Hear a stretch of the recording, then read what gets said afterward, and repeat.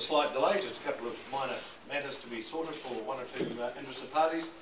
But welcome this morning to the Twiss Keir auction rooms here in Marshall Road, and in particular we welcome Mr Keith Hennessy from the Twiss Keir office at Belfast, marketing the property as you can see, and you'll see it in just a moment at number 189 Wales Street in Hallsville. I'm your auctioneer this morning, Roger Dawson. It gives me great pleasure to be presenting this property to you today. First time to the market in some 40 plus years, so it's a rare offering, and I know a number of people have taken the opportunity to study it closely and clearly made a decision that they would like to see their name and address on the title in the next few minutes. We'll give you that opportunity in just a few moments after we've completed some brief formalities, and that's me on the formalities, Kevin, isn't it? We have a little bit of an arrangement here between us. Kevin looks after the music, I do the rest of the paperwork. So in terms of today's order of sale for you today, folks, the vendors have specified a reserve price, and this will not be disclosed. And subject to that reserve price being reached, of course, the highest bidder shall be the purchaser. And if a dispute arises concerning any bid, then the property shall be put up for sale at the last undisputed bid.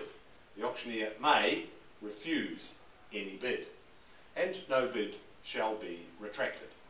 The vendor does reserve the right to bid through the auctioneer. That clause needs a little more explanation for you folks. What that means is that from time to time today, if required, I may place bids on our owner's behalf, and if I do so, I'll use very plain and specific language, and that language might include the bids here, that's the auctioneer's bid, the bids with me. Now, at any time, that language means that it's the auctioneer that's placed the bid, it's not at the reserve price, and the property will not be sold at that figure.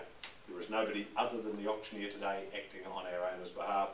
I don't think we've got anybody to bid by telephone today, Keith. No, all intended parties are here in the room. Occasionally we do have people on the telephone represented by somebody in the room to bid for them, but that is not the case today.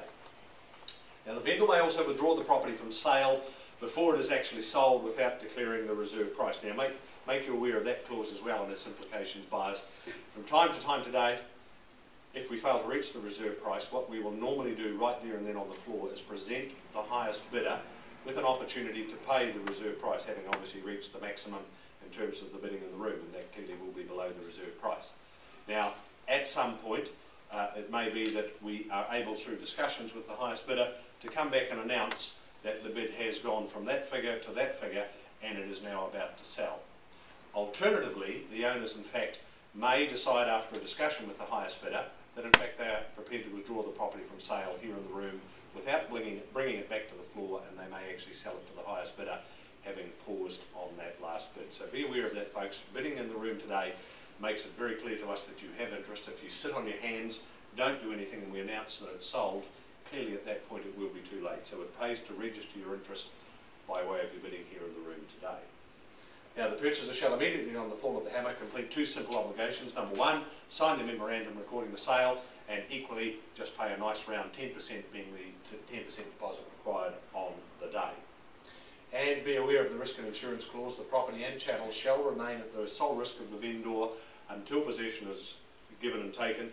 Now, we're aware also, folks, that in some cases today, given the fact that there was an earthquake some weeks ago that one or two people may be aware of, there has been some requirements for some properties to have an insurance clause in them. That clause is available if required, but we understand most parties have in fact arranged their insurance. That is for when you take over the property. The existing owner's insurance will stay in place until the settlement date. And the title and boundaries clause, the vendor shall not be bound to point out the boundaries of the property. The purchaser is deemed to have accepted the vendor's title, and no error, omission or misdescription of the property or the title shall annul the sale or entitle either party to compensation. And I believe that is the final of the clauses. Be aware, folks, that if you haven't already seen one, that before you sign any contract of sale today, we are required to hand to you a copy of the approved guide for the sale and purchase of residential real estate. If you haven't seen a copy of that, we have some at the front of the room.